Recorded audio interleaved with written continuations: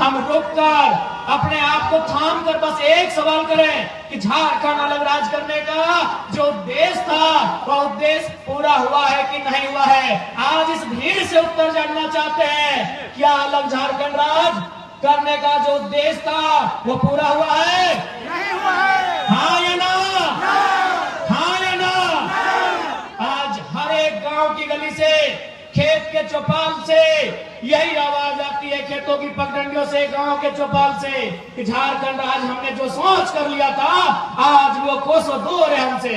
हमने झारखंड राज्य इसलिए लिया था कि जब हम लोग झारखंड राज्य का अलग निर्माण करेंगे, यहाँ की शैक्षणिक व्यवस्था में सुधार होगा, यहाँ की स्वास्थ्य व्यवस्था में सुधार होगा, यहाँ के नौजवानों को रोजगार मिलेगा, यहाँ के जल जमीन जंगल को सुरक्षित किया जाएगा, यहाँ के आदिवासी मूलवासियों की भावनाओं का ख्याल रखा जाएगा। लेकिन जैसे झारखंड राज्य अलग हुआ, हमें क्या मिला?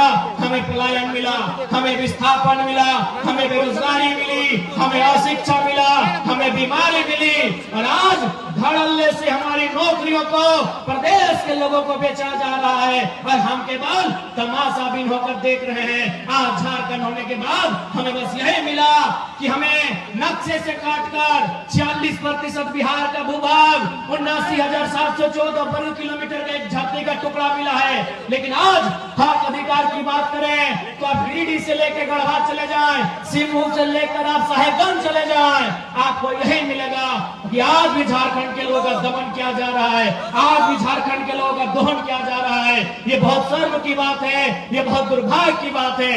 और चूंकि इस राज्य को बनाने में बहुत सारे वीरों ने बलिदान दिया है, आज विनोद बिहारी महतो हमारे बीच नहीं है, आज निर्मल महतो हमारे बीच नहीं है, आज कॉमरेड ए.के. राय हमारे बीच नहीं है, लेकिन आज किशन गुरु शिबू सोरेन जिंदा है, आज वो अस्वस्थ है, लेकिन हम उनके स्वास्थ्य की कामना करते हुए उनसे एक सवाल पूछेंगे कि गुरु जी बताइए कि इसी दिन के लिए आपने झारखंड राज्य अलग लिया था, आपने झारखंड राज्य क्या केवल अपनी पुतोहू लोग को विधायक बनाने के लिए लिया था? इस बात का उत्तर दीजिएगा गुरु जी, यदि आपके कानों तक मेरी आवाज आ रही है तो। आज बगल में, यही बगल में माननीय मुख्यमंत्री की अर्धांगिनी बैठी है जो गांडे की विधायक है, वो एक महिला विधायक है, इसलिए हम महिला पर विशेष टिप्पणी नहीं करेंगे, उन पर कोई छीटाकसी नहीं करेंगे। लेकिन वो मंचों पे आती हैं और अपने भाषणों में बार बार 1000 रुपए का जिक्र करती है कि हमने मैया सम्मान योजना दिया 1000। ऐसा लगता है उन्होंने हमें खैरात दिया है, हमें भीख दिया है। बड़ा दुर्भाग्य कि कोई 1000 रुपया देकर इस प्रकार से महिमा मंडन करता है। आज मैं माननीय मुख्यमंत्री, उनकी अर्धांगिनी, चूंकि दोनों सरकार में दोनों सम्मिलित हैं, मैं उन्हें साफ साफ कहूंगा 1000 नहीं, आप 500 रुपया देके वोट ले जाइए, लेकिन हमारा एक शर्त होगा, आपके परिवार में 4 विधायक है, आप डिसाइड कर लीजिए वो कौन रहेगा, 3 को इस्तीफा दीजिए, इस बार सारा वोट आपका रहेगा। कौन इस्तीफा देगा?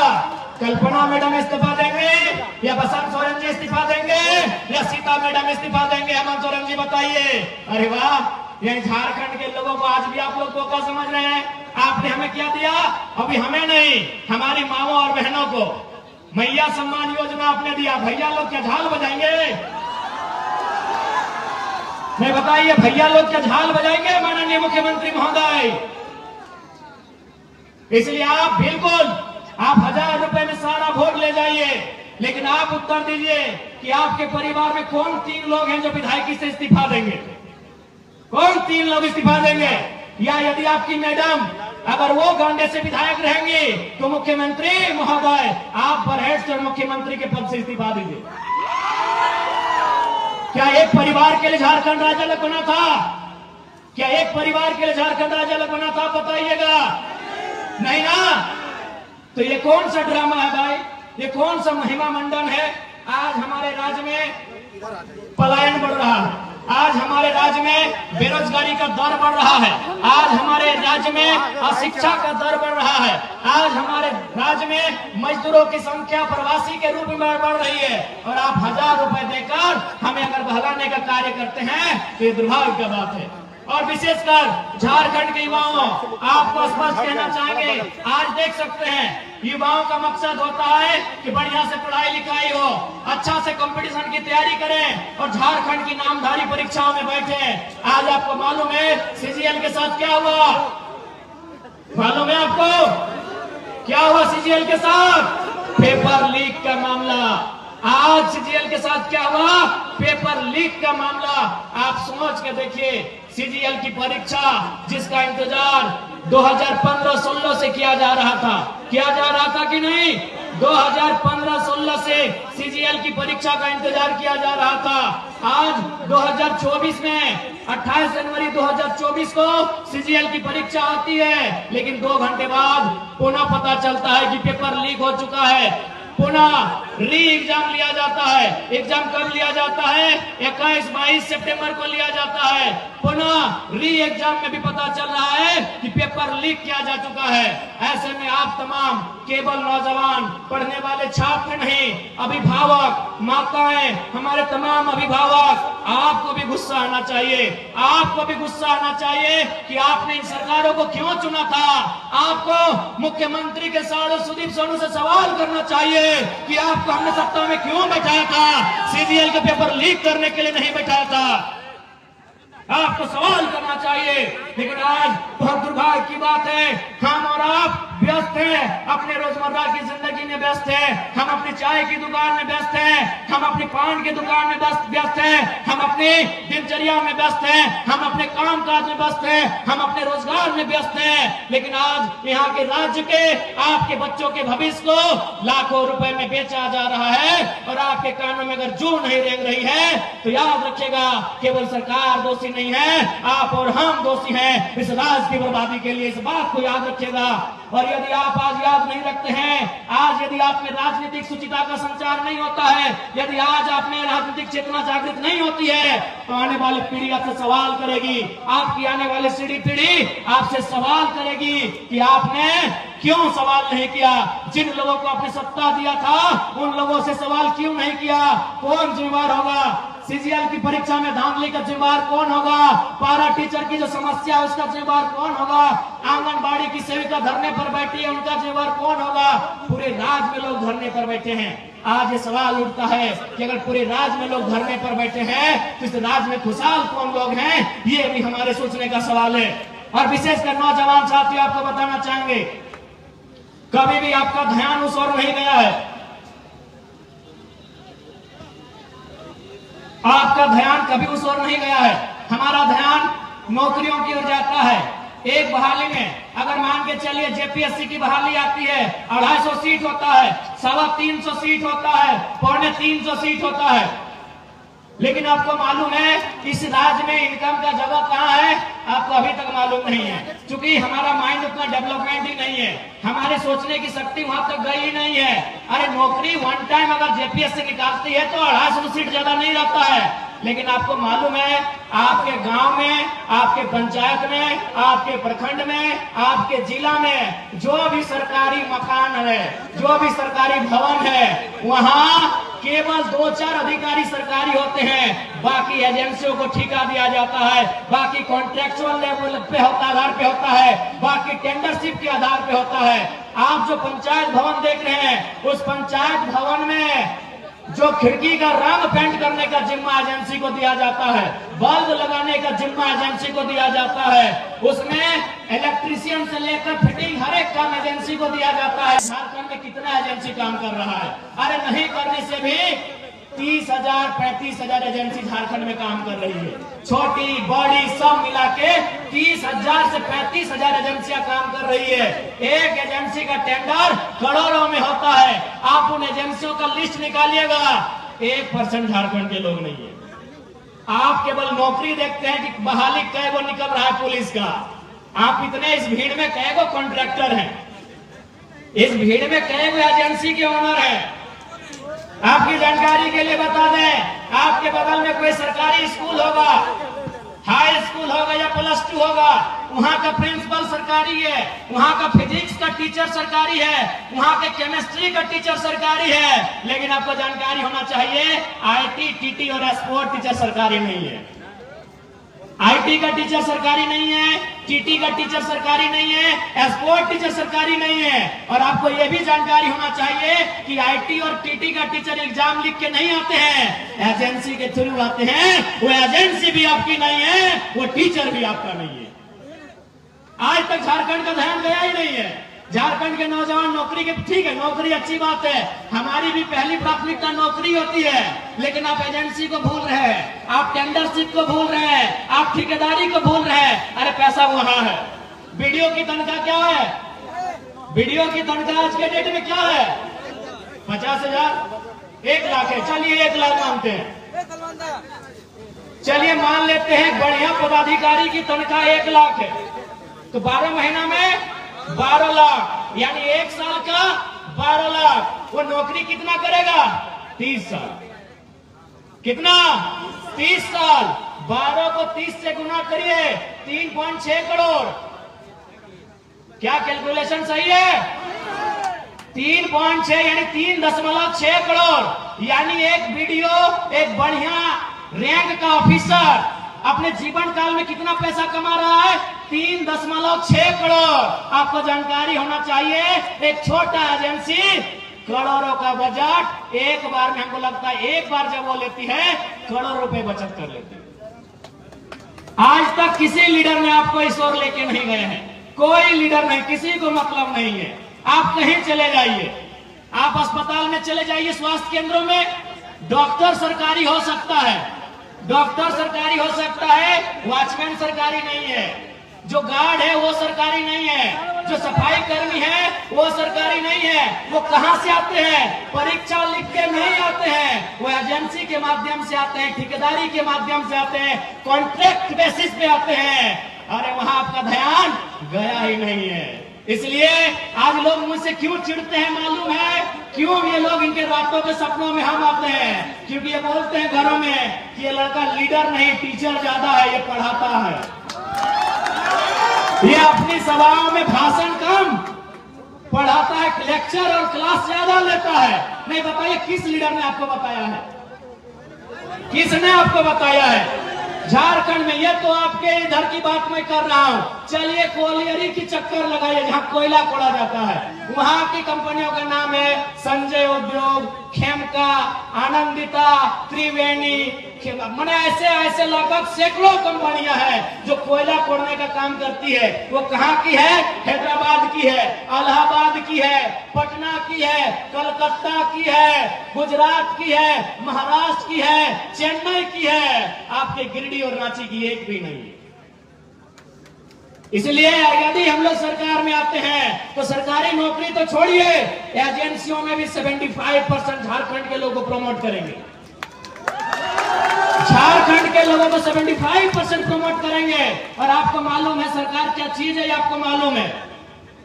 उसके बाद चूंकि ये लोग ये तर्क देते हैं कि भारत के संविधान में कहीं इस बात का जिक्र नहीं है कि हम किसी को जाति के आधार पे, धर्म के आधार पे उनको नौकरियों में आने से रोके। सही बात है, भारत के संविधान आर्टिकल 15 और 16 को पढ़िएगा, उस आर्टिकल में कहीं इस बात का जिक्र नहीं है। वहाँ क्या लिखा है कि हम किसी को धर्म, जाति, लिंग, मूल स्थान, जन्म स्थान इत्यादि के आधार पर भेदभाव नहीं कर सकते हैं। लेकिन ध्यान रखिएगा, वहाँ भाषा का जिक्र कहीं नहीं, हम भाषा के आधार पर रुकेंगे।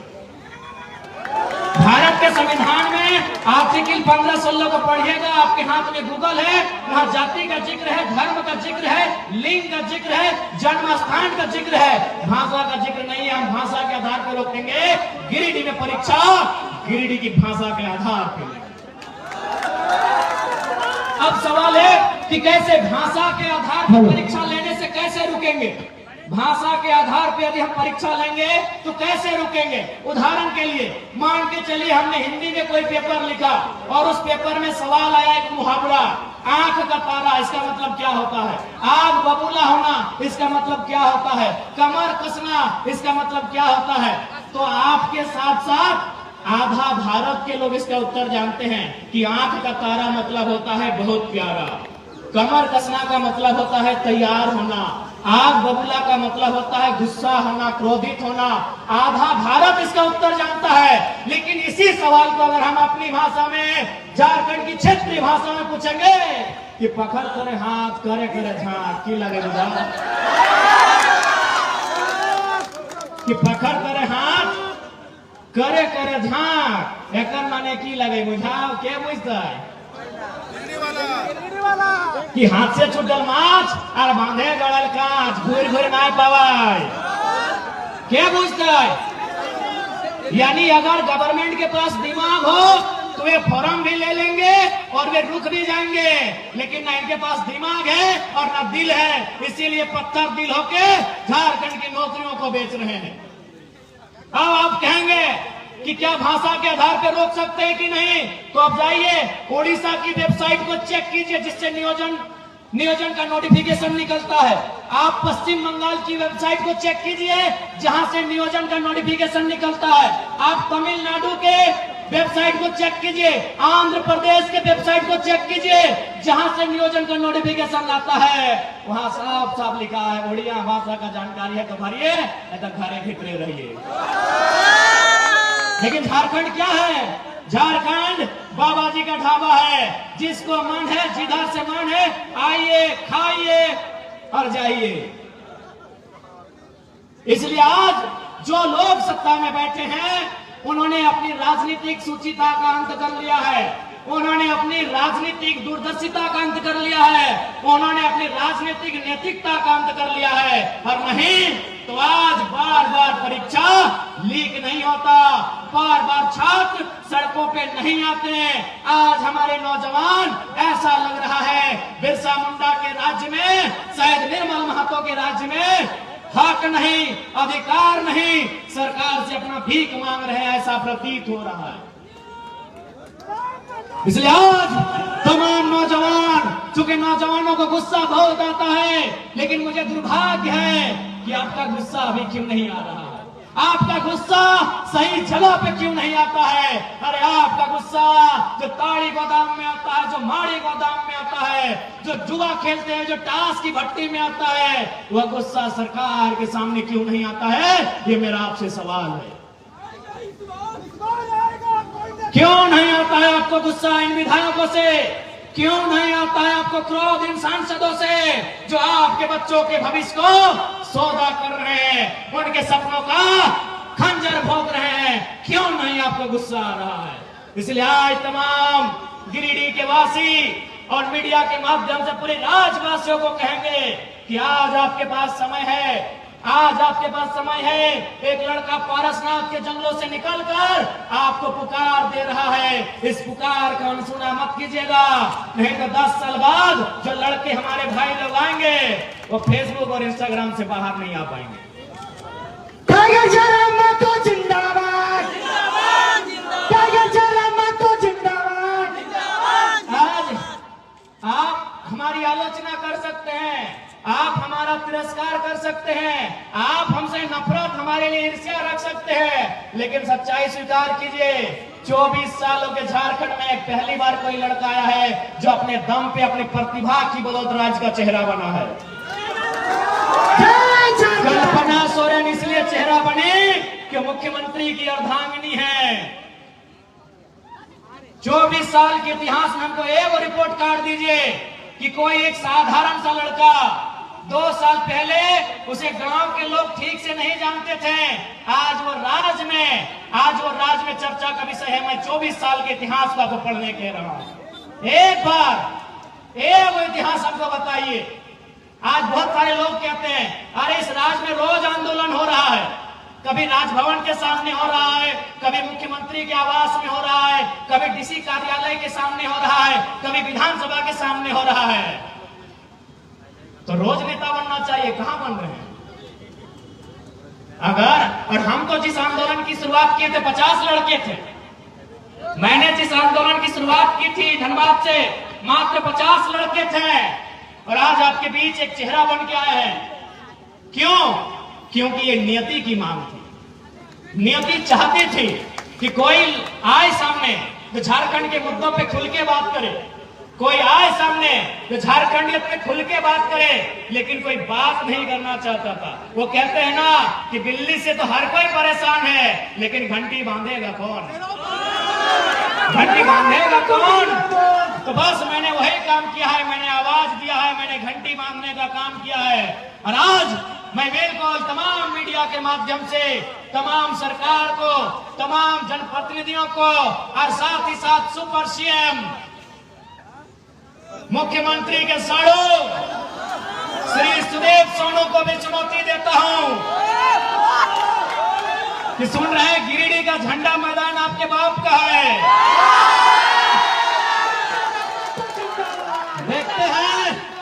देखते हैं सोनू जी, वो भी झंडा मैदान कब तक आपके बाप का रहता है। बड़ा दुर्भाग्य, एक लोकतांत्रिक देश में हम लोग 2 साल से झंडा मैदान में सभा करने की बात कर रहे हैं। पता नहीं जिला प्रशासन भी मौन क्यों हो जाती है, जिला प्रशासन भी अंतिम समय निर्णय क्यों बदल देती है। तो ये ठीक है सोनू जी, अभी समय आपका है, लेकिन याद रखिएगा कि आप जो घमंड कर रहे हैं अपने पद का और मुख्यमंत्री से आपके परिचय का, ये ज्यादा दिन नहीं टिकेगा।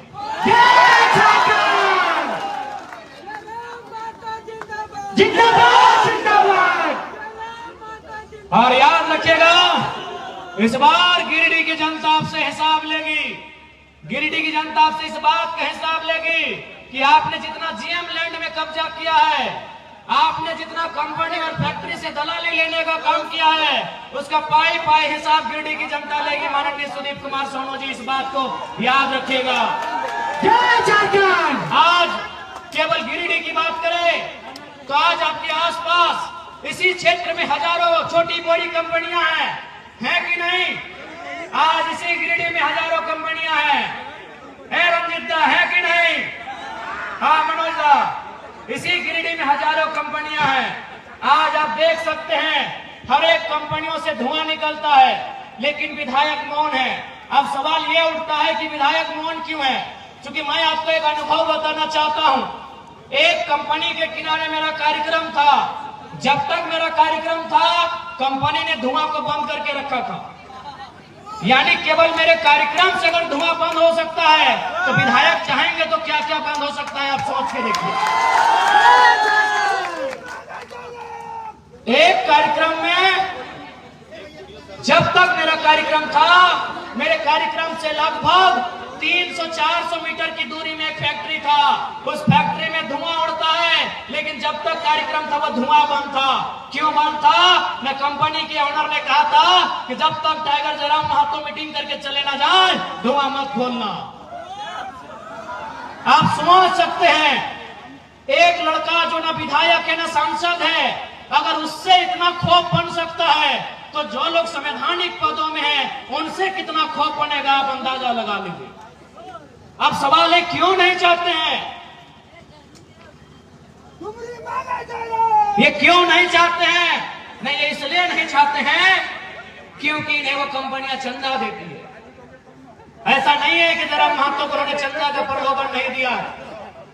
कभी उन्होंने स्कॉर्पियो तो कभी फॉर्च्यूनर जैसी गाड़ियों को ऑफर रखा है, लेकिन हमने एक ही लाइन कहा है कि मैं उस मिट्टी से आता हूं जिस मिट्टी में शहीद निर्मल महतो ने बलिदान देकर झारखंड राज लिया था।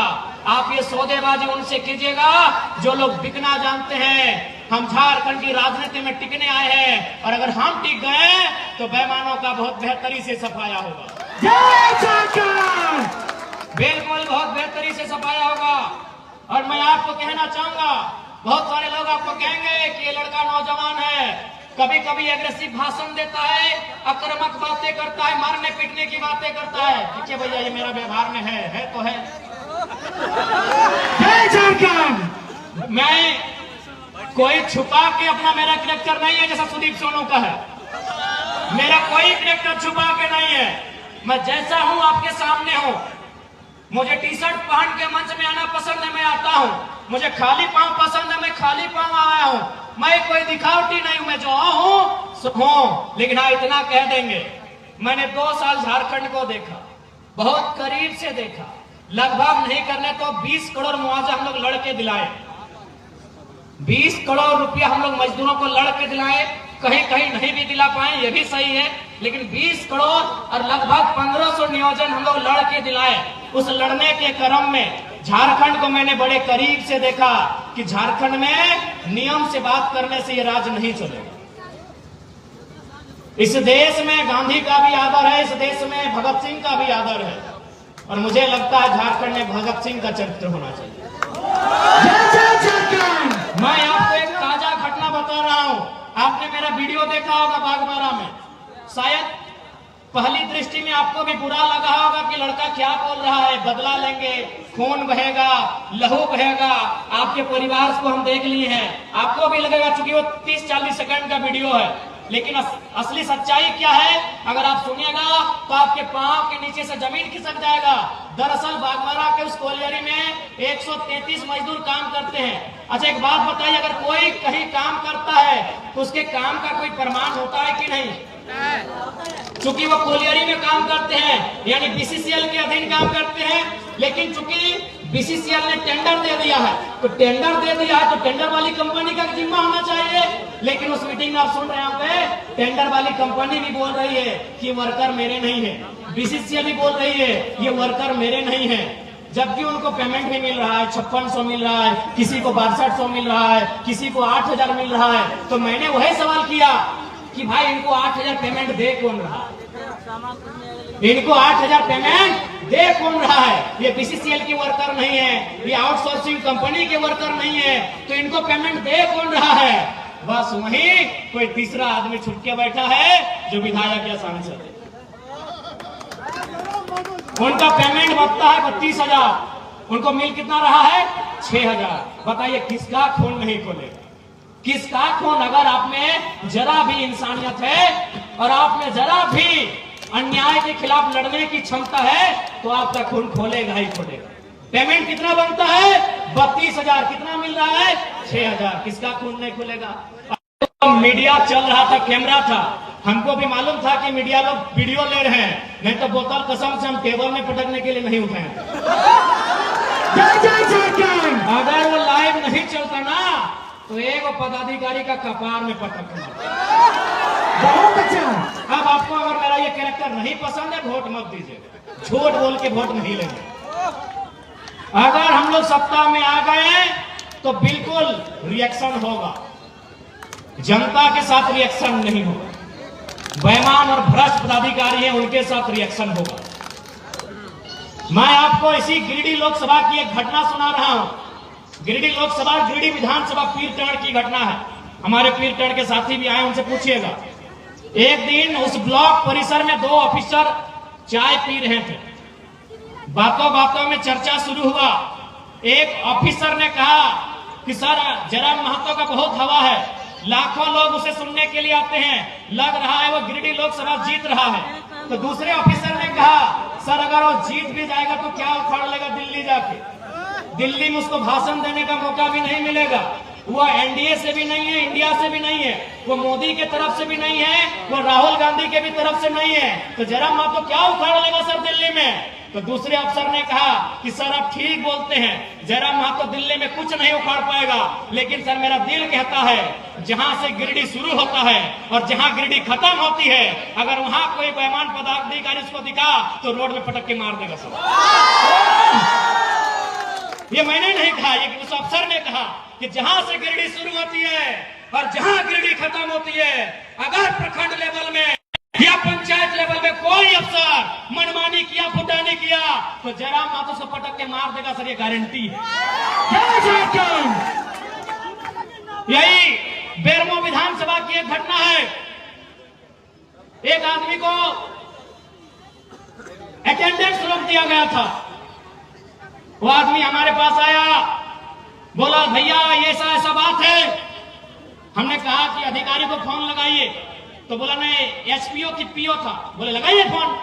तो हमने फोन लगाया, उनको परिचय दिए कि सर हम जयराम कुमार महतो बोल रहे हैं, इनका अटेंडेंस बंद कर दिया गया है, गरीब आदमी है, नौकरी में रख लिया जाए। उधर से अधिकारी की आवाज आती है कि कौन जयराम महतो, हम तो नहीं पहचान पाए। हम इतने बोले कि आप विधायक और सांसद का खाली आवाज पहचानते हैं ना, अच्छी बात है, तो हम आज आपको फोन नहीं करेंगे, फोन काट रहे हैं, अब आपसे हम 2 महीना के बाद मिलेंगे, लेकिन दुआ कीजिएगा कि हम चुनाव ना जीते। अगर चुनाव जीत गए ना और रोड में जहां दिखेगा पटक के दामोदर नदी में गाड़ देंगे। विश्वास कीजिए 10 सेकंड के बाद उस अधिकारी ने कहा कि जयराम बाबू बोलिए क्या काम है। 10 सेकंड में उस अधिकारी ने कहा कि जयराम बाबू बोलिए क्या काम है।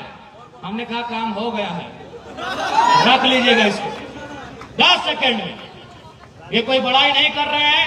शेख शाहिद हमारे उपाध्यक्ष हैं, वो उसको लेके आए थे, पूछ लीजिएगा कौन है। हम अपनी बड़ाई नहीं कर रहे। शेख शाहिद यही मंच में शायद बैठे हैं, उनसे पूछेगा वो आदमी कौन है जिसको नौकरी से निकाल दिया गया था। और हमने बस इतना ही कहा था कि अगर आपको विधायक सांसद का ही पैरवी पसंद है तो 2 महीना के बाद हम आपसे बात करेंगे। यदि जीत गए तो हम बात नहीं करेंगे, दामोदर नदी में पटक के गाड़ देंगे। इसका मतलब क्या है समझे कि नॉन मैट्रिक मंत्री बनाएगा तो क्या होगा, चोर गुंडा लोग को विधायक बनाएगा तो क्या होगा। अफसरशाही पूरी तरह हावी है। मैनेजमेंट पदाधिकारी मजदूर के ऊपर चढ़ के बात करते हैं। इसलिए झारखंड को मीठी मीठी बात करने वाला लीडर नहीं चाहिए। यदि आपको लगता है मीठी मीठी बातों से झारखंड का काम हो जाएगा तो हमें मत चुनिएगा। हमें मीठा मीठा बात करने नहीं आता। हमें मीठा मीठा बात कल्पना भाभी की तरह मीठा मीठा बात करने नहीं आता। उनको विरासत में राजनीति मिली है। ससुर जी और पति जी उनके मंत्री मुख्यमंत्री हैं, उनको विरासत में राजनीति मिली है। वो मीठा बात करेंगे। हमें मीठा बात करने नहीं आता है। गिरिडीह में है भाभी, प्रणाम, पहले प्रणाम स्वीकार कीजिए। और आपसे निवेदन होगा भाभी, ये लोग आपको वोट देंगे, आप विधायकी से इस्तीफा दे दीजिए। और इतना भी हम लोग बेवकूफ नहीं है। सुनने में आया है केवल आपको गरने से विधायक बनाने में सरकार ने सिस्टम के साथ साथ 10 करोड़ रुपया फूंक दिया है। क्या बात करते हैं। इसलिए हमें मीठा बात करने नहीं आता। मेरा घर तो चाची है, धनबाद जिला है। ऐसी तो घटनाएं अनेक है। एक घटना बता दे रहा हूं। एक शख्स थे, उनका नाम था सुरेश महतो। भौरा कोलियरी झरिया डिवीजन आप जानते हैं, भारत देश की कोयला राजधानी झरिया। उस शख्स को कोयला के माफियाओं ने बहुत बेरहमी से मारा था। दोनों पांव काट दिया था, दोनों हाथ काट दिया था। जिंदा था वो इंसान, सांस चल रही थी। वो बोल रहा था मुझे छोड़ दो, पता नहीं क्या बोल रहा था, वो आइडिया नहीं है, बना के नहीं बोलेंगे। यही लोग कहते हैं दोनों पांव काट दिया गया था, दोनों हाथ काट दिया गया था, दोनों आंखें निकाल ली गई थी और फिर गर्दन काटा गया था और एक बोरा में भर के दामोदर नदी में विसर्जन किया गया था।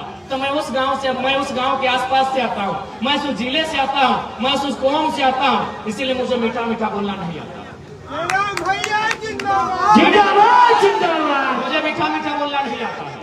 मैंने बहुत करीब से महसूस किया है। मैंने आंदोलन को बहुत करीब से महसूस किया है। मेरे पिताजी भी झारखंड आंदोलन के शहीद हैं। सर पे लाठी लगी थी जो भविष्य में ब्रेन ट्यूमर बनने का काम हुआ था। वह 1990 का दौर था। तो इसीलिए मुझे मीठा मीठा बोलने नहीं आता है। मैंने उन कहानियों को, किस्सों को सुना है कि हमारे पूर्वजों की लाशों को बोरे में भर दिया जाता था। हम जिंदा थे और हमारी आंखों को जिंदा शरीर से निकाल लिया जाता था। हम जिंदा होते थे, हमारे हाथ को, हमारे पांव को काट दिया जाता था। उसके बाद हमें तड़पाने के बाद हमारी गर्दन को काटा जाता था। इसीलिए मुझे मीठा मीठा बोलना नहीं आता है। वोट देना आपका अधिकार है, देना है या नहीं देना है आपको डिसाइड करना है। लेकिन झूठ बोल के हम वोट नहीं लेंगे। हमें मीठा मीठा बोलना नहीं आता है। मैंने सुरेश महतो, शक्तिनाथ महतो, मणि मंडल, नेपाल रवानी, रश्मि खास्ता, सुदन महतो जैसे अनगिनत किस्सों को मैंने सुना है जिनको बेरहमी से मारा गया है। मैं उसी कोयलांचल से आता हूँ। मुझे मीठा मीठा बोलना नहीं आता है। आपको पसंद लगे, मेरे विचार सशक्त लगे, मुझ में विजन दिखे, मुझ में लगे कि एक लीडर की काबिलियत है, वोट करना, नहीं लगे मत करना। फोर्सफुली मैं वोट मांगने नहीं आया। लेकिन हाँ, इतना तो वादा है, अगर गवर्नमेंट में आ गए तो बेईमान किसे कहते हैं पर दिखा देना और उसके साथ करना क्या चाहिए बता देना, बराबर करेंगे। किसी को नहीं बख्शेंगे। अगर वो ईमानदार है तो नमस्कार है, और यदि वो बेईमान है तो पारसनाथ के पहाड़ के ऊंचे चढ़ा लेंगे, जय झारखंड, और ऊपर से नीचे धक्का देंगे। एकदम पूरी बेदम, एकदम उन पे कोई न्याय दुहाई नहीं। इन बेईमानों के कारण इस राज्य में हजारों लोग रोज खून के आंसू रोते हैं। किसी का जमीन लूट गया है, किसी का नौकरी लूट गया है, किसी का गांव लूट गया है। इन बेईमानों के कारण, इन गद्दारों के कारण हमारे राज्य में लोग, हजार लोग खून के आंसू रोते हैं। इसलिए इन पे हम कोई दया हम नहीं करेंगे। ये मेरे खिलाफ साजिश करे, षड्यंत्र करे, कोई दिक्कत नहीं। यदि जनता ने चाहा और मैं जीता, इनको तो मैं पटक पटक के मारूंगा। बेईमान पदाधिकारियों का कोई स्थान नहीं रहेगा हमारी गवर्नमेंट में। और मेरा गुस्सा तो आपको मालूम है, मेरा नाम टाइगर घास कुदमने के लिए नहीं मिला है। पहले आपको बताना चाहेंगे, मेरा नाम टाइगर 8वीं 9वीं क्लास में केवल एग्रेशन के कारण मिला है। मेरे गुस्से के कारण ही मेरा नाम टाइगर मिला है। मैंने घास उखाड़ा इसलिए टाइगर नाम नहीं मिला है। तो मैं तो अपने फ्रस्ट्रेशन को अपने दिल में छुपा के बैठा हूं। जिस दिन कैमरा नहीं चले, क्या करें, जिस मीटिंग में जाते हैं कैमरा चलता है, खाली कैमरा नहीं चले उसके बाद देखिएगा जो पदाधिकारी बैठा है ना कंपनी वाला, उसके बाद जिस दिन कैमरा नहीं चलेगा उस दिन बताएंगे।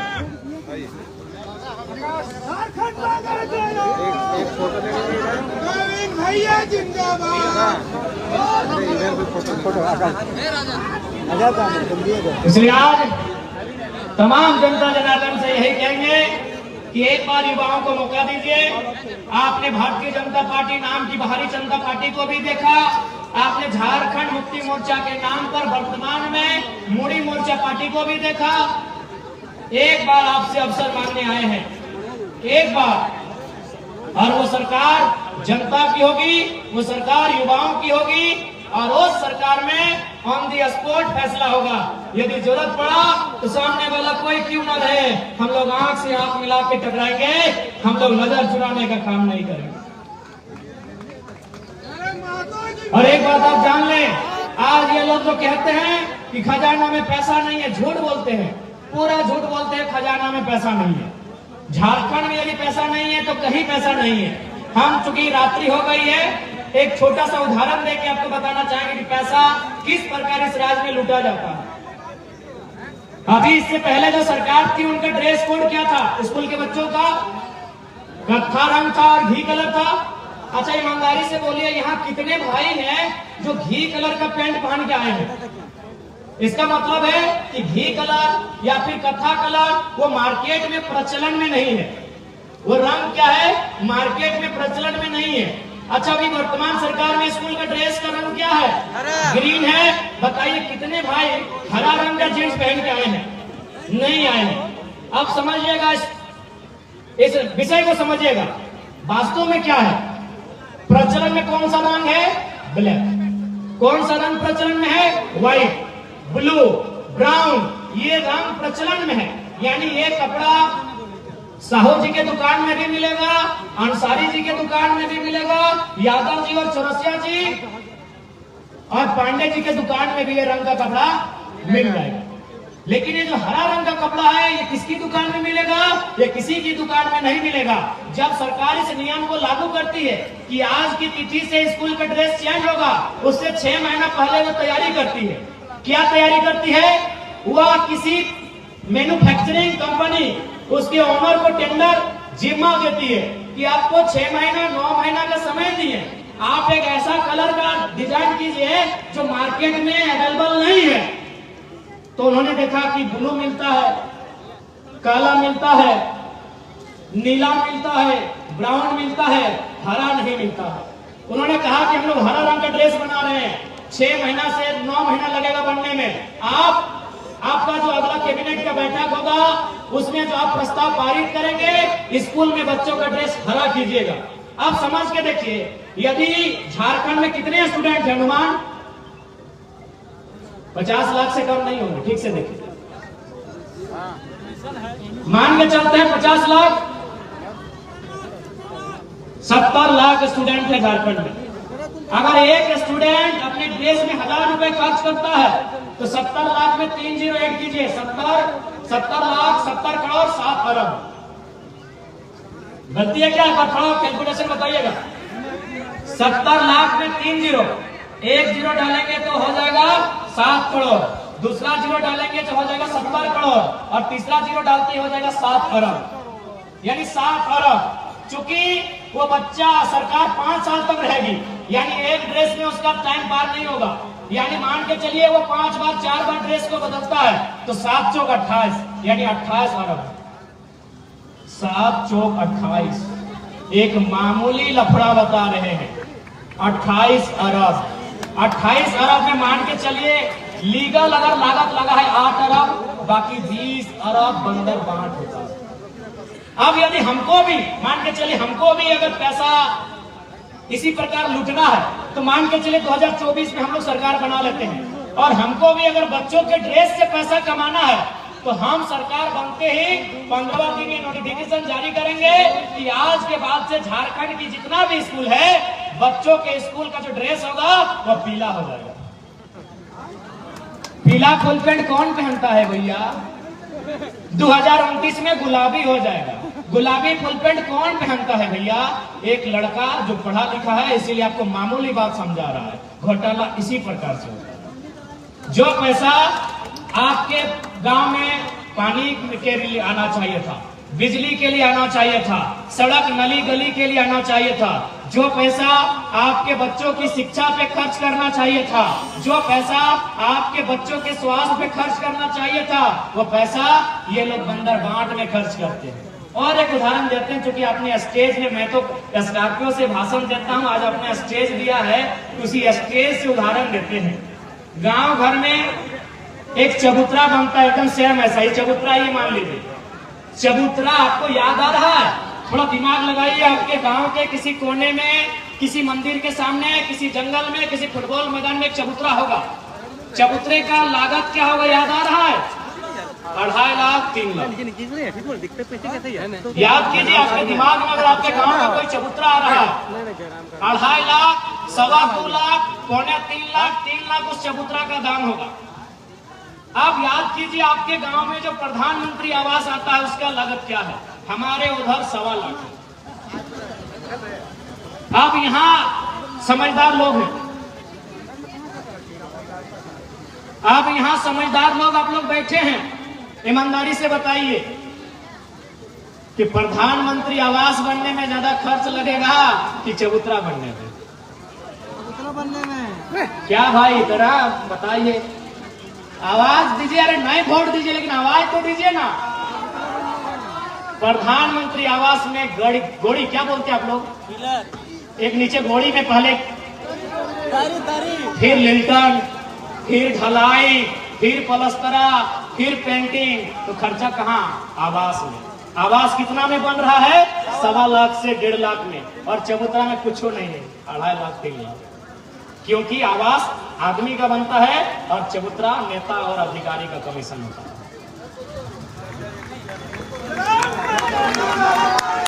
अरे झारखंड